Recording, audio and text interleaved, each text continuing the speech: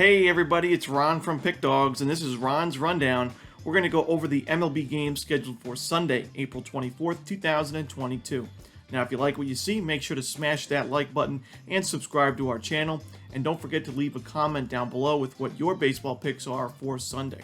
If you're looking for my best bets or best bets from some of the top handicappers in the world today, be sure to check out the Premium Picks tab at Pickdawgz.com. Alrighty, here are the games for Sunday, April 24th. First up, we have the Boston Red Sox taking on the Tampa Bay Rays at Tropicana Field. Two left-handed pitchers are projected for this contest, Rich Hill and Shane McClanahan.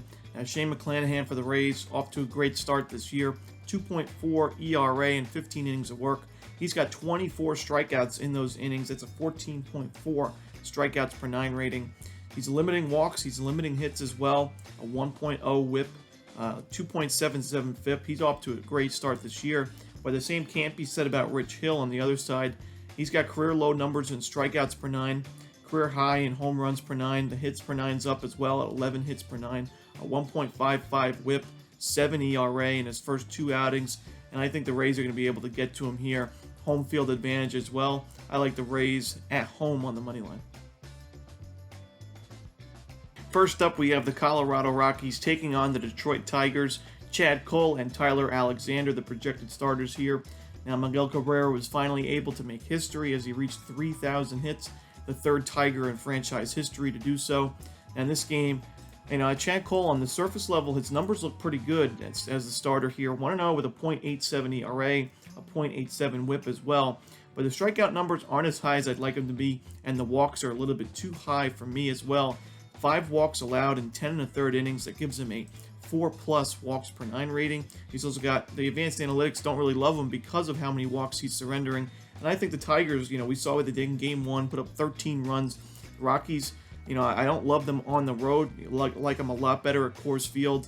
And I think the Tigers could take this game on the money line. So I'll take them at a bettable price here at Detroit. Next up, we see the Cleveland Guardians taking on the New York Yankees. Aaron Savali and Garrett Cole, the projected starters here. Now, with Garrett Cole on the mound, we're going to see the Yankees as a very, very steep favorite in the -200s right now. And you know what? Garrett Cole just has not pitched that way this season. A 6.35 ERA matched with a 6.48 FIP. He's walking a lot of batters. He walked 5 batters in his last outing and only an inning and 2/3. He's giving up a good amount of home runs as well. And he's just not deserving of that price, especially when you look at the Yankees' bats that have been quiet all season long. Sure, they were able to get the win on Saturday afternoon via the walk-off, but that was only a 1-run win, and I could see it's another type of game just like that here. Aaron Savali, I'm not the biggest fan of his, but really any pitcher, any starter has gone in and faced the Yankees and done a pretty good job. We saw that yesterday with Cal Quantrill, who went pretty deep into that game. So until the Yankees bats wake up and until Garrett Cole looks like a number 1 that can have a -200 price, I'm going to take the Guardians on the run line here. I think it's a 1-run game, but I wouldn't be surprised to see the Guardians win it outright. Next up, we have the Miami Marlins taking on the Atlanta Braves with Jesus Luzardo and Bryce Elder as the projected starters. And Jesus Luzardo pitched really well in his first outing in 2022. Not so much in his next one against the Cardinals, but on the year, still 15 strikeouts in 9 1/3 innings. He's limited walks, and he hasn't given up a single home run yet this year. I do like him in this start against a pretty good Braves lineup, but on the other side, Bryce Elder, there's a reason why, although he has a 4.5 ERA, his FIP is standing at 6.04. His home runs are up to 1.8 home runs per 9. He's given up 2 homers in 10 innings. The walks, he's given up 5 walks in 10 innings, and he only has 7 strikeouts in those innings as well. And the Marlins have done a good job against right-handed pitching this season. They've struggled for the most part with runners in scoring position, but the team OPS against righties is top 10 in the league at the time of me recording this video. So I think they can get to Elder here, and I think Luzardo can put together 3 or 4 strong innings. And I like the Marlins getting the plus money here. I just think it's a value play I can't pass up, getting a good price with the better starter in my opinion. So I'll take the Marlins as an underdog here on the road. Next up, we see the San Francisco Giants taking on the Washington Nationals. Now, this series really hasn't been very competitive to start. The Giants have taken the first 2 pretty easily, and they've been a good road team this year, while the Nationals have struggled at home and overall this year with a 6-11 record now. And I don't think it gets any easier for Washington in this one. Logan Webb and Joan Adon as the projected starters here. Originally I saw Josiah Gray as the projected starter for this matchup, but now I see Adon slated in there, and I just don't think Adon is MLB ready right now.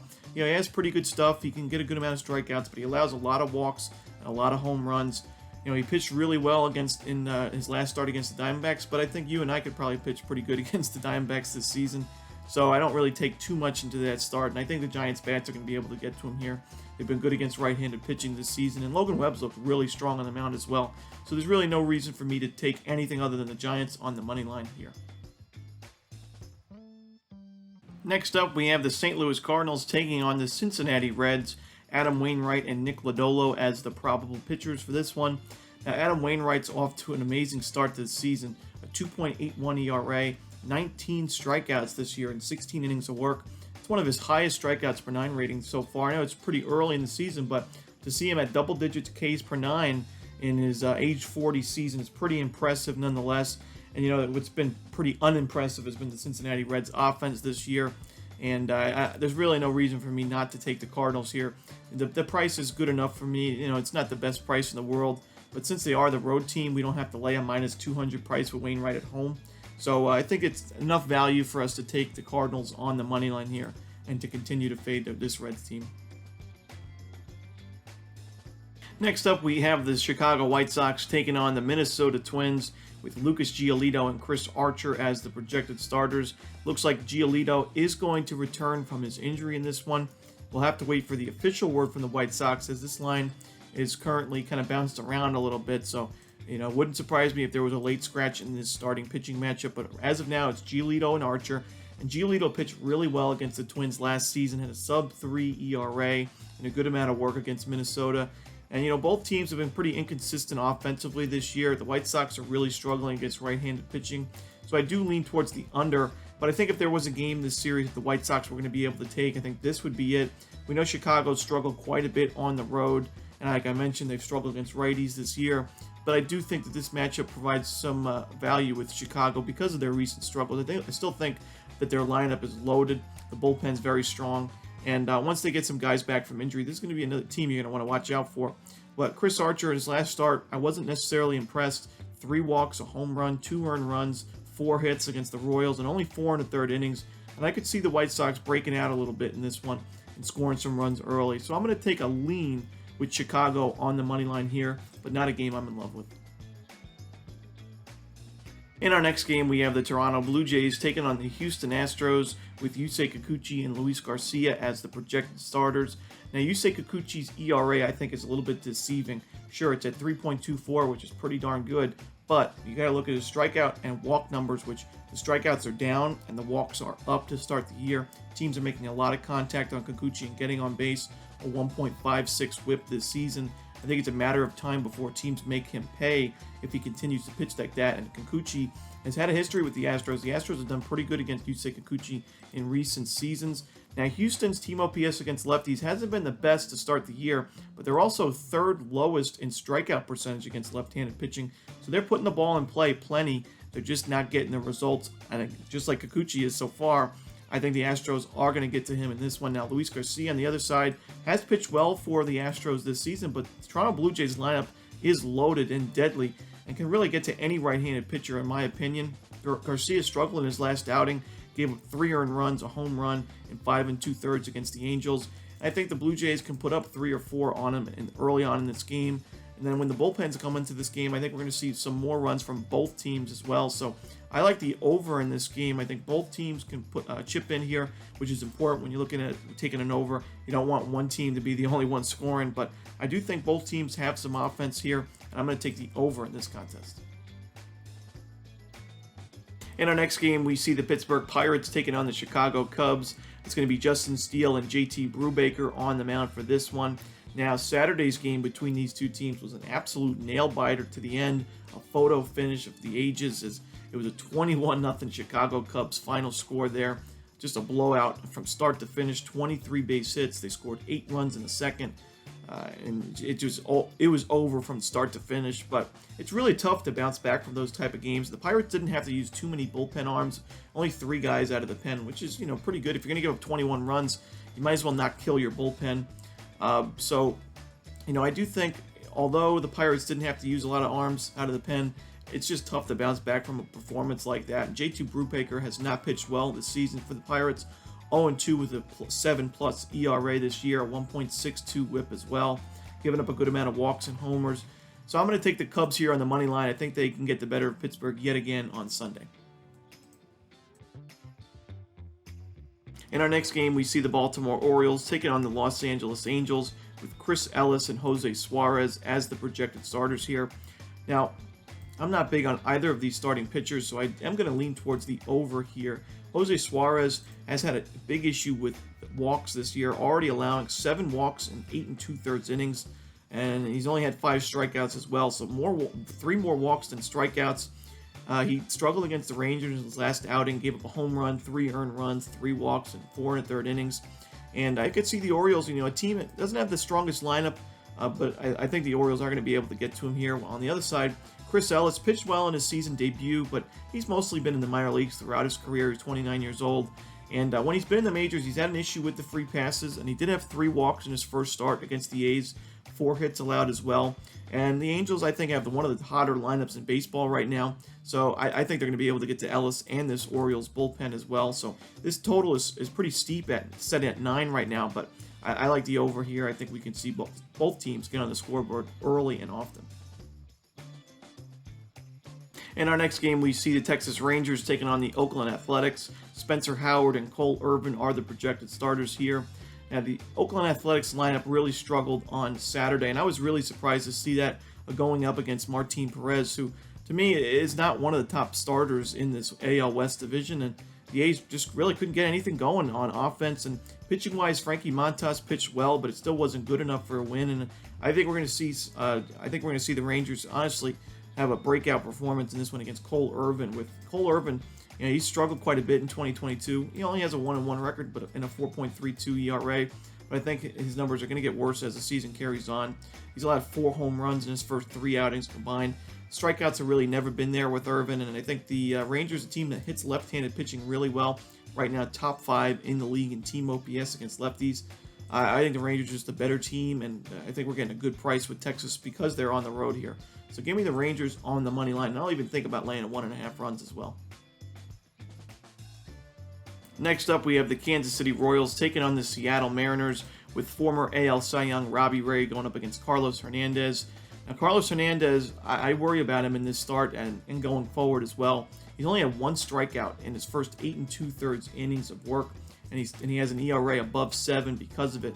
That's a 1.04 Ks per 9 rating, and that's just not going to get it done against any team in this league, and especially against a good Seattle Mariners lineup at home. Robbie Ray on the other side, he's been inconsistent. He definitely struggled against the White Sox in his second start of the year, pitched well in his first start and his most recent one against the Rangers. But he's facing a Royals lineup that's not faced a lot of lefties, and they've struggled when they have faced them. They're dead last in baseball right now in team OPS against left-handed pitching with a 491 team OPS. And, although Robbie Ray's strikeout numbers are down from what we've seen him, I'm not really worried about that. He's really been a strikeout guy since he entered the league. I think those numbers are going to pick it up, and this is the kind of start you can get those strikeouts. So I'm going to take the Mariners on the money line. I think Ray's the better pitcher, and I think the Mariners are the better team at home. So give me Seattle. Next up, we have the Los Angeles Dodgers taking on the San Diego Padres. Clayton Kershaw and Sean Manaea as the projected starters here. Clayton Kershaw, 7 innings of perfect baseball in his first outing, 13 strikeouts. But his next one, he did struggle quite a bit against the Braves. 6 hits, 4 earned runs, 2 homers. No walks and 7 strikeouts is fine, but in 5 innings of work, he gave up 4 earned runs. The Dodgers were able to win that game, but I do worry about Los Angeles on the road in this spot. And the Padres have hit lefties really well this year. They're right now top 10 in the league in team OPS against lefties. And Kershaw last season had a losing record against the Padres, 1-2 last year. He gave up 5 home runs in 19 innings of work against San Diego, which you don't really like to see. So, you know what? Sean Manaea is pitching well. The Dodgers hit righties far better than they hit lefties, and the Padres hit lefties far better than they hit righties. Kershaw struggled last year against the Padres, and it's a big rivalry game with the Padres being at home. Give me San Diego in the plus money here. I just think too many things going their way when you look at this matchup on paper. Next up, we have the New York Mets taking on the Arizona Diamondbacks with Madison Bumgarner and Tylor Megill as the projected starters. Both guys with sub 2.5 ERAs to start the year, but I do think Tylor Megill has been a little bit more impressive because he's been able to do it without having to sacrifice the strikeout, while Bumgarner, who used to be a guy that you could that would miss a lot of bats, he's more relying on his pitch to contact stuff, which is fine and dandy, but he's also walking a lot of batters. He's given up 10 walks in his first 3 outings combined in 13 innings of work. That's a pretty high walks per 9 rating, and although he hasn't really gotten hit around yet this season, I don't think the Arizona lineup is really going to give him any help in terms of run support. Tylor Megill has pitched well. He struggled in his last outing against the Giants, but the first 2 pretty much spotless.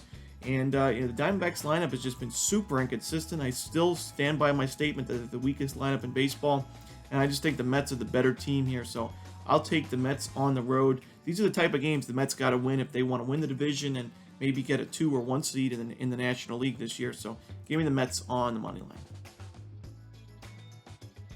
In our final game of the night, this is going to be your Sunday night baseball contest on ESPN. We're going to see the Milwaukee Brewers taking on the Philadelphia Phillies with Eric Lauer and Aaron Nola, the projected starters here. Now, Aaron Nola, he's really struggled in 1 inning in each of his starts this year. That's what I've noticed for the most part. His first outing against the A's, he was almost untouchable, and then all of a sudden he gave up 2 home runs, 4 earned runs, and it really blemished him in that start. Against the Mets, he also pitched pretty well for the most part, and then bam, 3 earned runs are on the board, and you're kind of scratching your head and seeing what happened. He's had an issue with the long ball this year. The strikeouts have been there, and for the most part, I'm not too worried about Nola. My biggest issue with him is I don't know if he's a number 1 starter. I think he's a fine number 2 or maybe even number 3 on most teams. But in this start here, he's not facing a Corbin Burns. He's not facing a Brandon Woodruff. He's facing Eric Lauer, who I like the Phillies' bats in this matchup against Lauer. Phillies are number 1 in baseball at the time of recording this video against left-handed pitchers this season, and Eric Lauer, a guy that I faded quite often in recent seasons and already this year as well. Lauer's already given up a homer in each of his first 2 starts, and that was against the Orioles and the Pirates, 2 pretty weak lineups overall. And the Phillies lineup, although it's been kind of underperforming at times with how big names you've got, you expect this lineup to do a lot of damage on most days. Hasn't necessarily been the case, but against lefties, I like their matchups here. And I like the Phillies on Sunday Night Baseball. I think they get the win here at home. And that's it. Those are the games for Sunday, April 24th. Hope you enjoyed this video. If you did, don't forget to hit that like button and subscribe. And don't forget to leave your baseball picks down in the comments section below. As always, this is Ron Romanelli. Good luck.